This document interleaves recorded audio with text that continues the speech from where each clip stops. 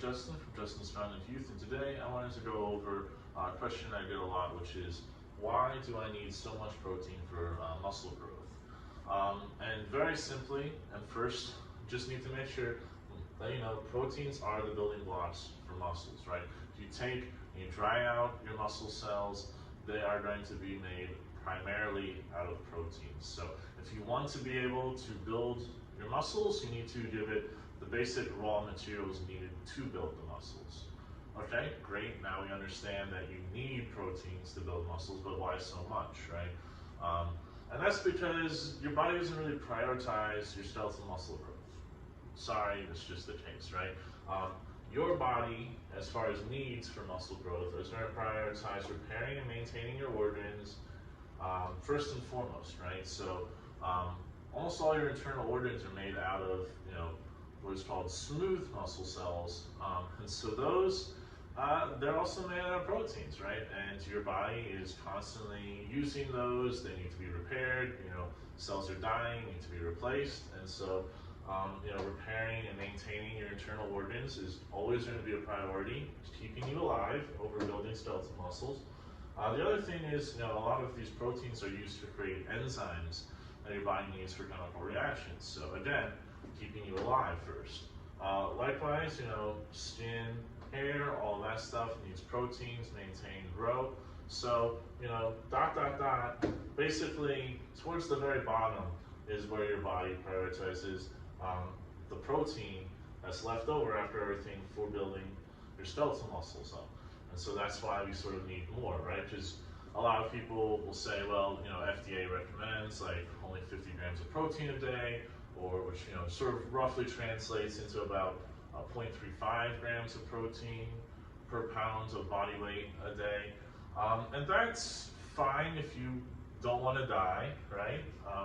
That's good for keeping these things going, but it's not really going to be giving enough extra protein for you to actually be building any substantial skeletal muscle. And so we're going to need to go above that. Another point that I want to make is your body doesn't really store protein so much, right? So as far as macronutrients that you consume, you're eating and stuff, excess calories will be converted into fat, or fat can be put into fat cells pretty easily, long-term storage for energy use there. Carbs, you'll have a certain amount in your blood, it's your blood sugar levels, as well as you'll have a good storage in your liver, glycogen, and about double that in your muscle cells, ready for fast using energy. But protein doesn't really get stored that way, right? Like you eat it, your body's either going to sort of use it in and around that time. Some of it will lay floating around your bloodstream, but if it's not used or to build muscles or for whatever activity it needs to, or burn to make energy, it just sort of will be flushed out.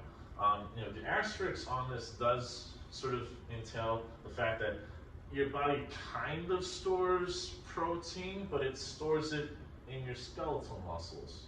So, and what I mean by that is, if you don't have enough protein to be meeting your daily, needs, your internal organs still need to be repaired. You still need to create enzymes and stuff to live. So your body will actually break down your skeletal muscle for that need.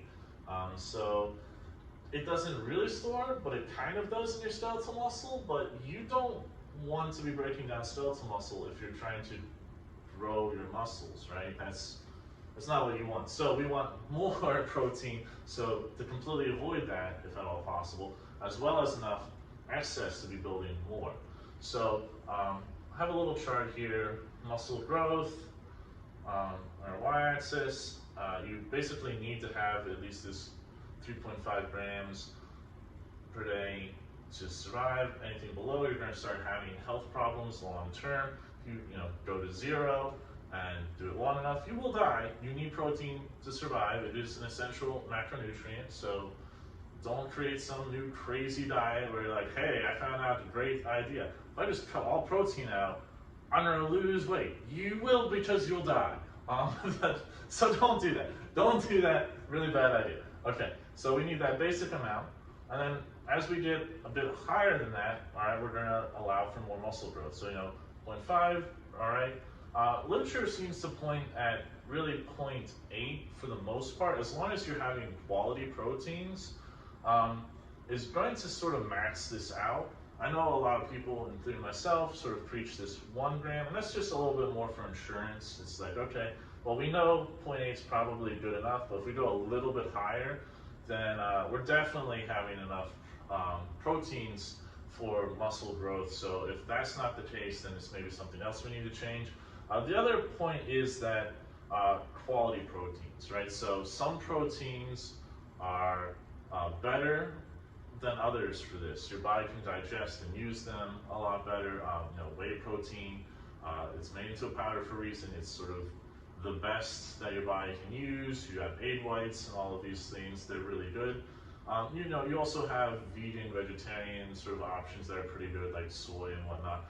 But once you get lower, you can actually get things like gluten, which are a protein, but your body doesn't really use it very well. So, 1 gram is more equivalent to half a gram for something like gluten, and that's not great. So again, if you're a little bit confused, like, well, I'm hitting enough, just make sure a little bit more, not going to kill you. Basically all the way up to about 1.5 grams seems to be good. And now you see like there's actually, after that point, maybe a little bit of diminishing returns. And the reason that's on this graph isn't that like having too much protein is going to be bad for you or kill you. As long as you have good, healthy kidney function, shouldn't really be an issue. The issue with this ends up being that at that point, most people are going to be having so much protein in their diet that they're going to be having to sacrifice on carbs and fats to a degree that is going to limit performance. You do need both carbs and fats for optimal performance, right? Fats are essential in your diet. Again, if you cut them all out altogether, after a certain amount of time, you'll die because you need them. They're essential for your hormone production and regulation. Now, carbs can technically be argued to be non-essential, but a lot of the studies sort of show that carbs are your body's source of energy that's preferred, and so if you want optimal performance, you still need to have carbohydrates in there, right? They're the best source for your body to be able to use. So if you want to be able to work hard in the gym, do what you need to do to that nth degree, then you really do still want to have carbs in your diet to some degree as well. So yeah, it's just a general overview why you actually would need protein at all, why a little bit isn't that good. Your body's going to prioritize keeping you alive well above building muscles for you, and things like steroids. One of the problems that can come up from there is that it actually hijacks this order of operations in some ways sometimes, and so you'll actually start prioritizing skeletal muscle growth over maintaining and repairing organs and enzymes and other stuff, and so that can be part of the problem on some of these people die early because of these organ failures. Just all of a sudden, skeletal muscle being prioritized over maintaining your organs. You might want the bigger biceps and stuff now, but really, you want to be alive. At least I hope you do, okay? So yeah, hope that helps sort of clear everything up. If you have any questions, please leave them below. I like this, do a like, and I hope you have a great one.